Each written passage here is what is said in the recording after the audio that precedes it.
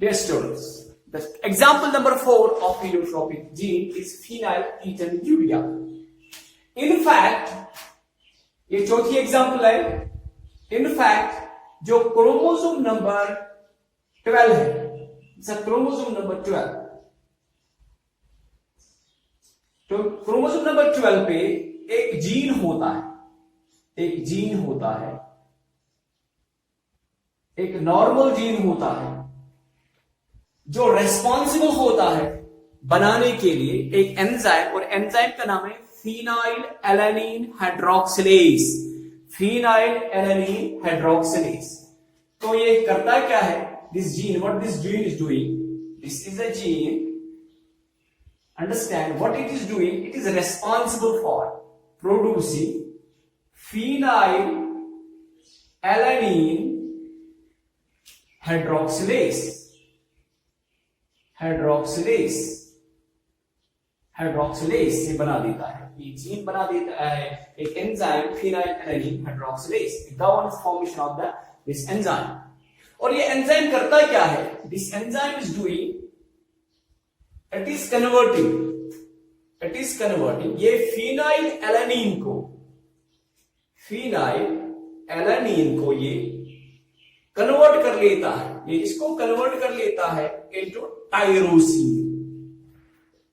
It is converting into tyrosine, जिसकी वजह से फिनाइल एलानिन जो होता है, इसमें ब्लड में इसकी कंसेंट्रेशन जो होती है वो नॉर्मल रहती है.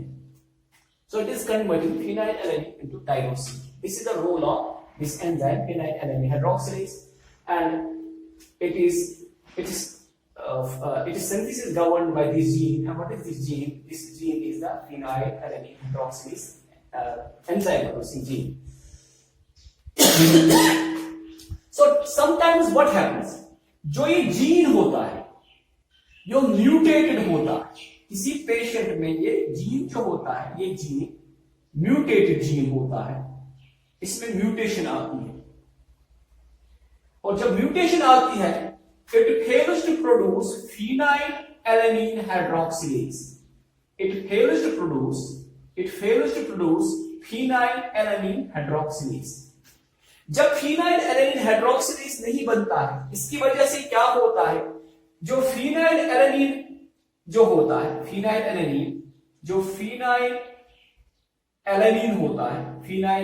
जो होता है, it does not convert into, ये कन्वर्ट नहीं होता है इनटू टायरोसिन में, ये कन्वर्ट नहीं होता है.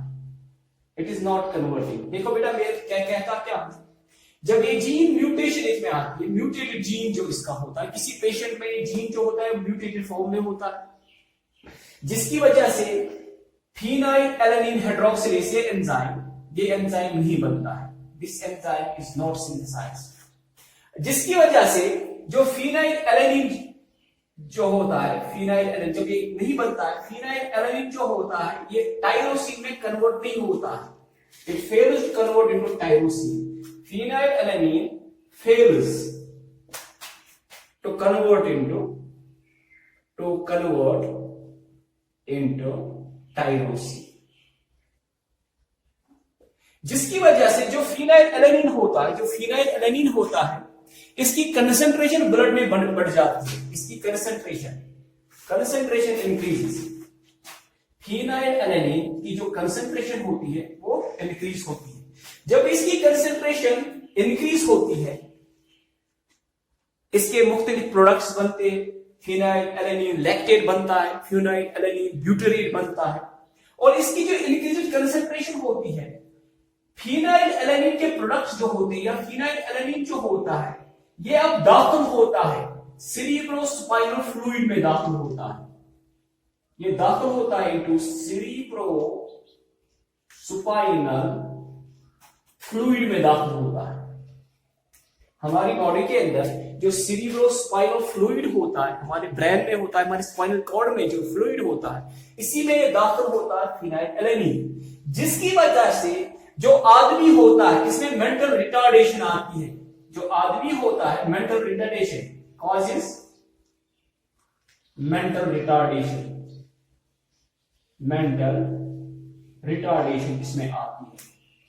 मेंटल रिटार्डेशन आती है। और जो ये मेंटल रिटार्डेशन है ये इसका प्राइमरी इफेक्ट होता है, प्राइमरी इफेक्ट है मेंटल रिटार्डेशन हम कह सकते हैं, ठीक है। तो दूसरी बात जो इसका सेकेंडरी इफेक्ट होता है, इस पेशेंट के यूरिन से, इस पेशेंट के स्किन से माउसी स्मेल निकलती है, माउसी स्किन निकलती है, और जो इसके हेयर्स होते हैं इनमें डिपेगमेंटेशन होती है, ठीक है। वो हम कहते हैं कि इसके सेकेंडरी इफेक्ट्स हैं। तो सेकेंडरी इफेक्ट्स क्या क्या है इसके? जो सेकेंडरी इफेक्ट नंबर 1 है माउसी स्मेल, माउसी स्मेल, और कहां से निकलती है? यूरिन से निकलती है, स्किन से निकलती है। और जो दूसरा इफेक्ट इसका क्या है कि डिपेगमेंटेशन ऑफ हेयर, डिपेगमेंटेशन होती है, डिपेगमेंटेशन ऑफ हेयर।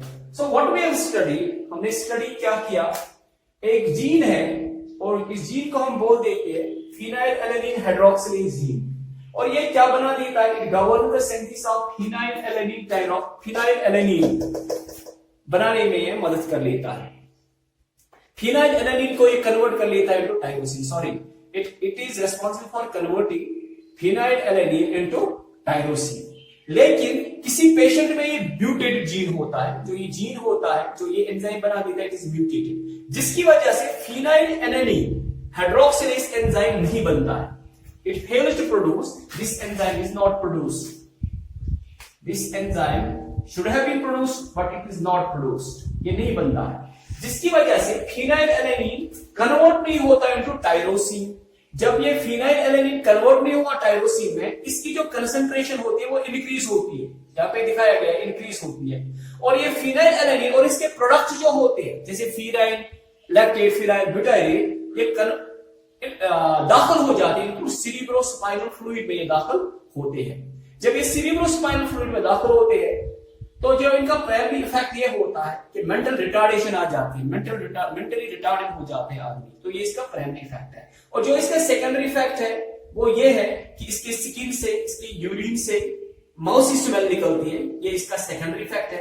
और इसका एक और सेकेंडरी इफेक्ट ये है डिपेगमेंटेशन, जो इसका हेयर जो होता है, हेयर कलर जो होता है, इसमें जो पेगमेंट होता है वो पेगमेंट नहीं लग जाता है, तो डिपेगमेंटेशन ऑफ द हेयर हो जाती है, यानी इसके बाल जो होते हैं ग्रे होना शुरू हो जाते हैं। So this is what we called as pleiotropy. तो पीलियोट्रॉपी, व्हाट इज पीलियोट्रॉपी? पीलियोट्रॉपी एक पैटर्न इनहेरिटेंस का ऐसा है जहां पे एक जीन जो होता है मोर देन वन कैरेक्टर को इन्फ्लुएंस कर देता है, ठीक है। ऐसे जीनों को हम बोल देते हैं पीलियोट्रॉपिक जीन। जो कैरेक्टर ज्यादा इन्फ्लुएंस होता है इसको हम बोल देते हैं इट इज प्राइमरी इफेक्ट और इट इज मेजर इफेक्ट, और जो कम असरअंदाज होता है इसको हम बोल देते हैं that these are it is secondary effect. Example बता दिए, फ्लावर कलर जीन है, म्यूटेटेड बीटा जीन है, म्यूटेटेड फिनाइलएलेनिन हाइड्रोक्सिलेज जीन है, सिकल सेल एनीमिया जिसे होता है यानी म्यूटेटेड बीटा जीन जो है,